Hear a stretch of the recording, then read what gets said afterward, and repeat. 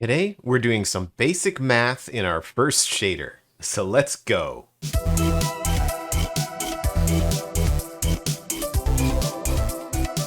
So last week, we created our first shader with just a simple color. This week, we're going to talk about the simple add, subtract, multiply, and divide nodes and how to use them. But before we do that, I want to recommend that you go back and watch two videos that I created in an earlier series. The first one, linked right here, goes over the basics of PBR, or physically based rendering, and helps you understand what all the inputs on the root node or master stack in Unity are for. This is important information that I'm not going to cover again since I already went over it in that video. The second video that I'm going to link right here explains what data types are. When building a shader, different nodes accept various data types as inputs and generate specific data types as outputs. So it's important to understand this principle as well. So please go back and watch that video so you'll understand what data types are and how they're used. One thing that I will mention about data types here is in Unity, data types are represented by the color of the port and the wire connecting the nodes together. Blue is for a single channel data type. Green is for a two-channel data type. Yellow is for a three-channel data type. And purple or pink is for a four-channel data type. Sometimes you can see the wire change color when you wire it from one port to the next. For example, if I take this four-channel data type and wire it into a three-channel port, you'll see that the wire goes from pink to yellow. And what that means is that the engine is automatically converting this data from 4 channels to 3 under the hood for you. And in this case, all it's doing is just using the first 3 channels and throwing the 4th one out. And it does that just to make your life easier so you don't have to do all kinds of data type manipulation. It just handles that automatically for you and converts from 4 to 3. But it's something that you should be aware of, because if you expect to be using the 4th channel of data here, well, you'd be disappointed because that data gets thrown away in the process of coming from this node to the master stack here. The same thing happens in Unreal as well. So if I wire the 4-channel data coming out of the texture into the color socket here, which is 3 channels, it's going to throw the 4th channel away. But in Unreal, there's no visual indication that's happening. It just happens under the hood. But you should definitely be aware that it's happening so you know not to expect your 4th channel to be coming into the base color, for example. All right, next let's talk about the overall structure of the shader graph. On the left-hand side of the shader, we start with nodes that bring data in from outside the shader. And then in the middle of the graph, we have nodes that process and manipulate that data. And here we have the example of the math nodes. These are the nodes that we're going to learn about today. And they fall into this category of nodes that accept data coming in, process it, and then spit out the processed data on the right-hand side. And then finally, our processed data is plugged into the input data ports on the root node, or in Unity, they're plugged into the input ports on the master stack. And so we have our input nodes on the left, we have our math or processing nodes in the middle, and then we output the final processed data on the right in the root node or in the master stack. So our data is flowing from inputs on the left through the middle processing and then being output by the root node or master stack on the right.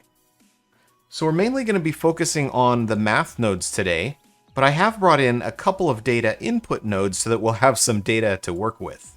So here I have the UV coordinate node, the texture sample node, and the time node. And don't worry, we're going to go over these more in depth in future videos, but I just want to explain just briefly what they're doing today. So the UV node is bringing in the texture coordinates that are on the surface of the mesh. So if I open up the little preview here, you can see that I have this data is in two channels. It's in a U, which is horizontal, and it goes from 0 to 1 from left to right.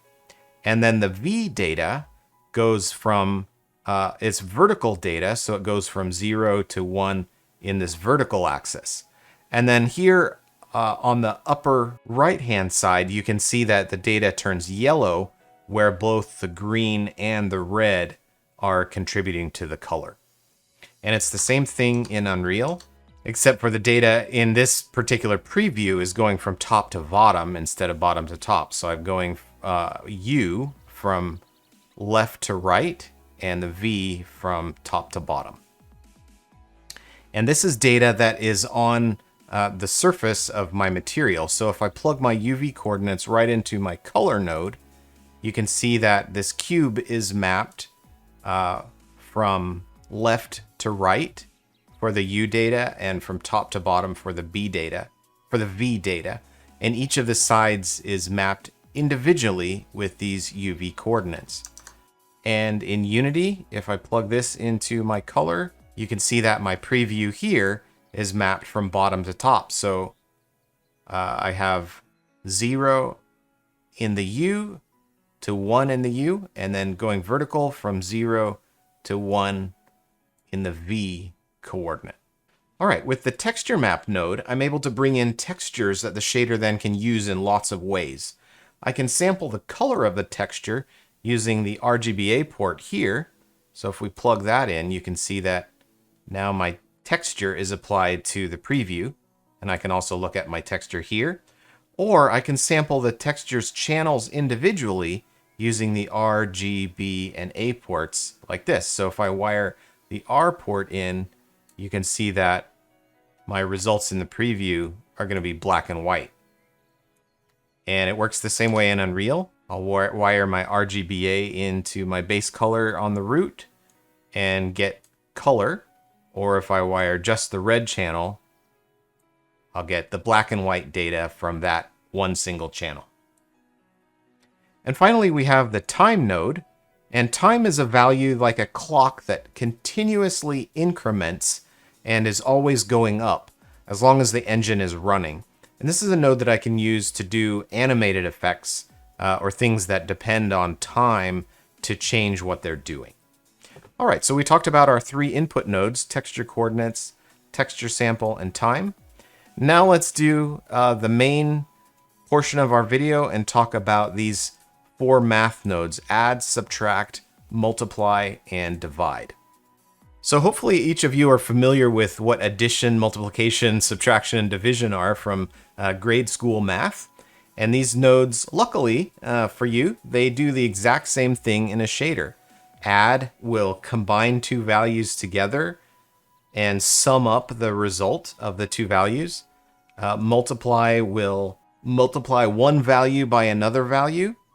And subtract will remove one value from another value, and divide will cut a value up into the number of pieces specified by the second value. Now, the first thing that I want to mention is that add and multiply are the 2 cheapest nodes that you can put in a shader.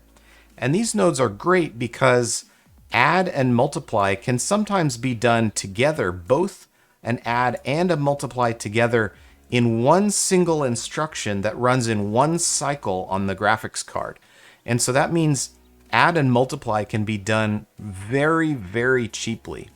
So if you ever have the option to use a really complex math node, or just a single add or a single multiply, or maybe an add and multiply together, you should always use these nodes because they are the very cheapest nodes that you have available. Now, the next thing that I want to mention is that often when we're dealing with data in a shader, we're talking about data that is in the range of 0 to 1. So obviously data can go as high as you want it to. You can end up with numbers with values of 100 or more if you want. But usually we're working with data in the range of 0 to 1. And the reason for that is that normal colors, like this R, G, B, and A value, red goes from 0, which is black, to 1, which is white. So in our texture map here, this data here that's black is a value of 0, and this data here that is white is a value of 1. And so when we manipulate this data, we're staying within this 0 to 1 range. Not only that, but when I pass the color data into the base color socket, it actually gets clamped at 1. So anything higher than 1 is basically just getting thrown out. So we're staying pretty much within this 0 to 1 range. Now there are lots of exceptions to that rule, but I mention it because values that are in the range of 0 to 1 are the most common. Now, there's an important reason that I bring that up, and that is generally when we think of multiplying a number by another number, we think about the values getting larger. For example, if I have a value of 2 and I multiply it by a value of 3, the result is going to be a larger number. I'm going to end up with a value of 6 because 2 times 3 is 6. So the value coming out of here is going to be 6. But if I plug it into my base color, we're just going to end up with white, and that is a value of 1, which means everything above 1 has been thrown away and just clamped at 1 because colors can't get brighter than 1, at least not in the base color channel. If I put this in the emissive color channel, because we're going above 1, we'll end up with a value that's really bright and starts to glow. And that's pretty cool, but that's kind of off the subject. Anyway, getting back to what I was talking about, let's change these numbers here to values that are between 0 and 1. Let's do like 0.5 and 0.5. Now there's an important property of these numbers that are a little bit different with multiply when they're below 1. So 0.5 times 0.5, I actually get a result that's 0.25. So it's a smaller number than either of the input numbers. Because they're less than 1, multiplying them together gives you a lower value than you would normally get. And so I'm using multiply in this case to darken the original value. So if I take my red color here coming in, and let's just take a look at it the way that it looks originally. So you can see that the whites here are nice and bright. But then if I multiply that value by, let's say, 0.1, and then use the result of that, you'll see that I end up with something much darker. And that's because this multiply by 0.1 is reducing the value instead of increasing it. So like I said, numbers above 1 will increase, but numbers less than 1 are going to darken or decrease the value. And this is basically limiting my data here. My data in my texture is between 0 and 1, but when I multiply it by 0.1, it means that it won't go any higher than 0.1. So my brightest point on my cube here is going to be 0.1, and then it's just going to go down from there. Everything else is going to be darker than that. All right, so that's how multiply works. It's kind of an interesting property of multiply with values that are less than 1. And since we're dealing generally in a shader with values that are between 0 and 1, it's important to understand that multiply is going to be darkening our values. All right, adding nodes together is going to be pretty much, it's pretty much doing what you think. It's going to brighten them. So if I take the data from my red channel and pass it into an add, and then I add 0.5 to that, I'll end up with something that's much brighter. And so here you can see the data that used to be 0 is now 0.5 because 0 plus 0.5 is 0.5. And the data that used to be 1 is going above 1 to 1.5, but in this case it's getting clamped going into my base color and ending up with a value of 1 anyway. So the values above 1 are just getting thrown away. Okay, so add is working pretty much like you would expect.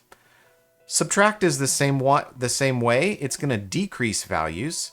So if I pass my texture value here into the subtract node and I subtract 0.5, pass that into base color, now you can see that The areas of my my texture that used to be a value of 1 have now gone down to 0.5.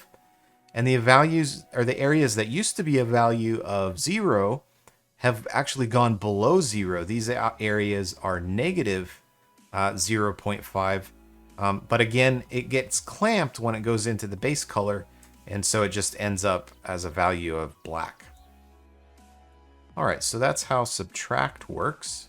The same principle also applies. See, I've been up until now I've been using this single channel, but the same principle also applies with color.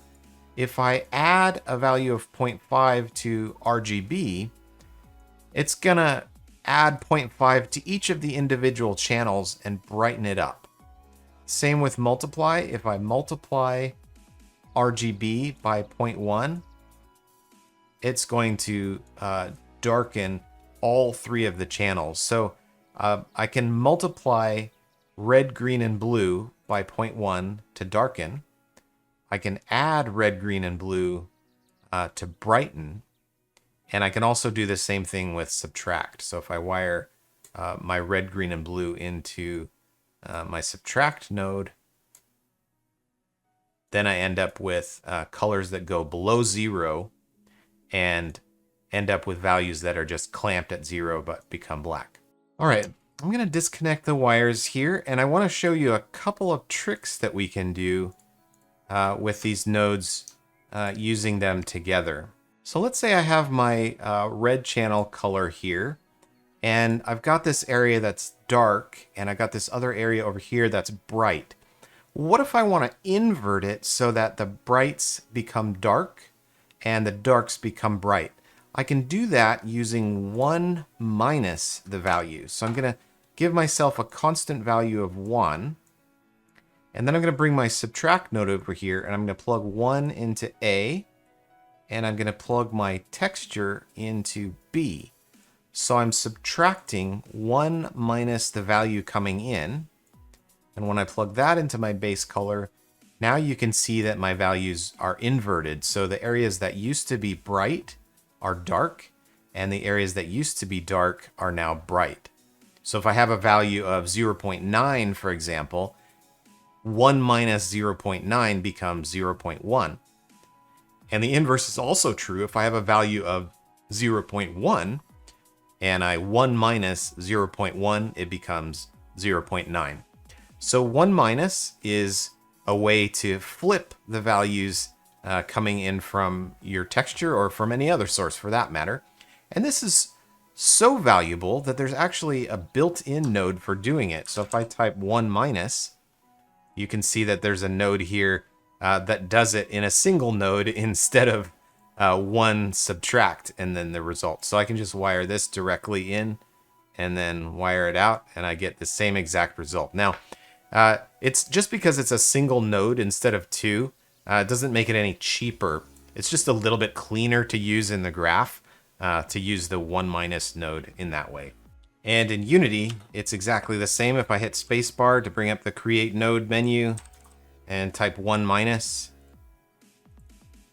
here's my Unity 1 minus node, and I can wire my red channel in, and then the result going out, and I get the same result here with my values inverted. All right, one more little trick, and then I'm going to show you some more concrete examples.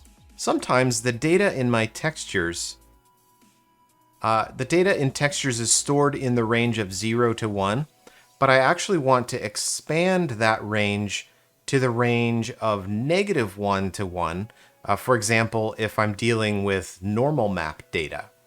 And so in order to do that, the first thing that I need to do is use my multiply.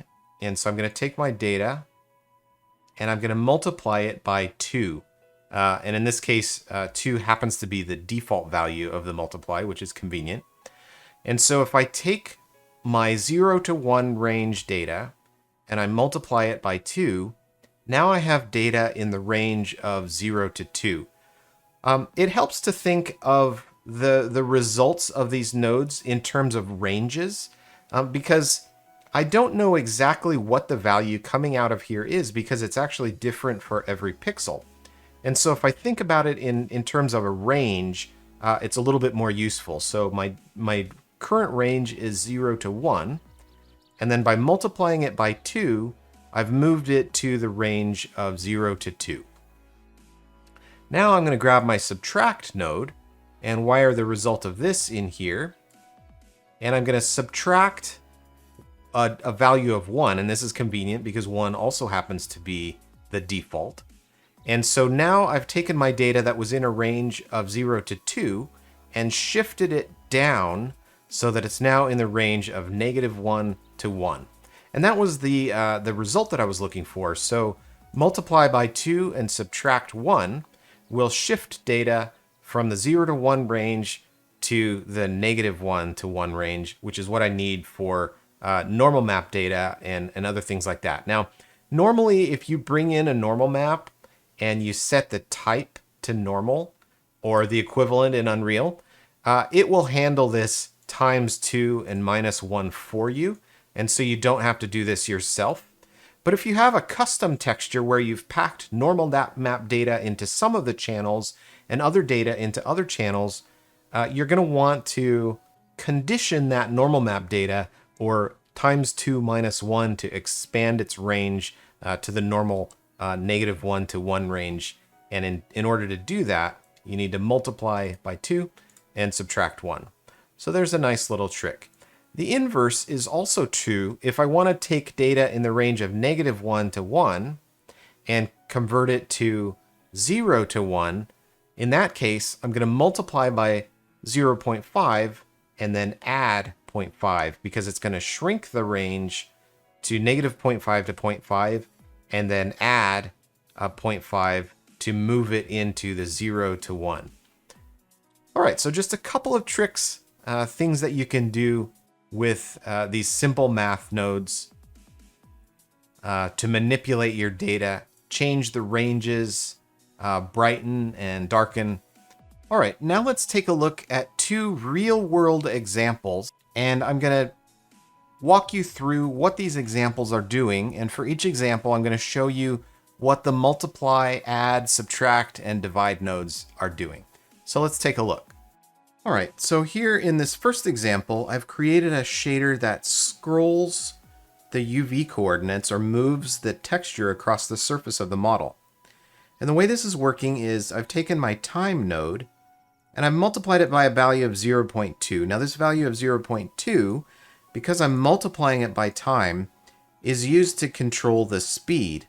So if I set this to something like 2, it's going to go really fast because the curve of time has gotten much steeper and it's just going quicker now because it's multiplied by 2. But if I multiply it by a value of 0.1, for example, now it's going slower. Then I've taken my texture coordinates and I've added time to them. So here's my time multiplied by 0.1. So that's the speed of time. And then I've added that value to my texture coordinates, which means that every frame, the additional value of time is going to be added to the texture coordinates. So it's going to continuously move higher and higher and higher. And I've added it to both the U and the V. So it's moving in the positive direction in U and in V. And then I use those texture coordinates with the time added to sample my texture. And then I pass the color of the texture into the base color socket. Now let's switch over to Unity. And you can see that I've got the same thing. I've got my UV coordinates. I've got time multiplied by 0.2. And I can slow it down by multiplying by a value of 0.1. And then I've added my time to my UV coordinates and then use my UV coordinates to sample my texture and pass my texture into base color. Now you can see that the preview cube in Unity is mapped a little bit differently, and so the data is moving in a different direction. The scrolling is happening in a different direction, and it's obvious why that's happening if you look at the UV coordinates on this preview, because my 0 point is down here in the lower left corner, whereas in Unreal, it's here in the upper left corner. So here I'm moving up and to the left, and here I'm moving down and to the left. So a little bit of a difference between the two engines there, but for the most part, you can see that the nodes here are exactly the same, and they're doing the same thing. All right, let's take a look at one more example. All right, in this simple example, you can see that I've taken my UV coordinates and multiplied them by a constant value of 6. And so in my little preview cube here, you can see that my texture is now tiling 6 times across the surface. Instead of just being UV coordinates from 0 to 1, now they go from 0 to 6 in the same amount of space. So my texture map is tiled 6 times across the surface. And then after I sample the texture, my wire goes out here and it's connected to this divide, and I've divided my value by 4, which is darkening it. So whereas values that used to be 1 or white are divided by 4 now, so now the maximum brightness is 0.25. So I'm using my multiply with the texture coordinates to tile my UVs before sampling my texture. And then I'm using my divide to darken the value of the texture after it's been sampled. And if we switch over to Unity, you can see that I'm doing the same thing here. I've got my UV coordinates multiplied by 6, going into my texture sample, and then dividing them by a value of 4. So I get this nice texture that's tiled 6 times across the surface, and then darkened down to a maximum value of 0.25 by dividing the output by 4. So pretty cool. You can see that Unity and Unreal are doing the same things, and I'm using the math nodes of add, subtract, multiply, and divide to manipulate my incoming UV and texture data. Oh, and we also threw a little bit of time in there as well, just for fun. All right, that's it for this week. What I'd like you to do now is put a comment down below about which of the following 2 topics you'd like to see covered next week. We can either go into detail about textures and talk about different texture compression settings and when to use DXT1 versus DXT5 and all of the details about setting up textures. Or we can talk about the lerp node, linear interpolation. So I'll let you guys choose based on what I hear down in the comments. Do you want to learn about what the lerp math node does? Or do you want to learn all of the details about texture samples? Let me know in the comments. Anyway, I hope you enjoyed the video, and I hope you have a great week, everybody. Thanks a lot for watching.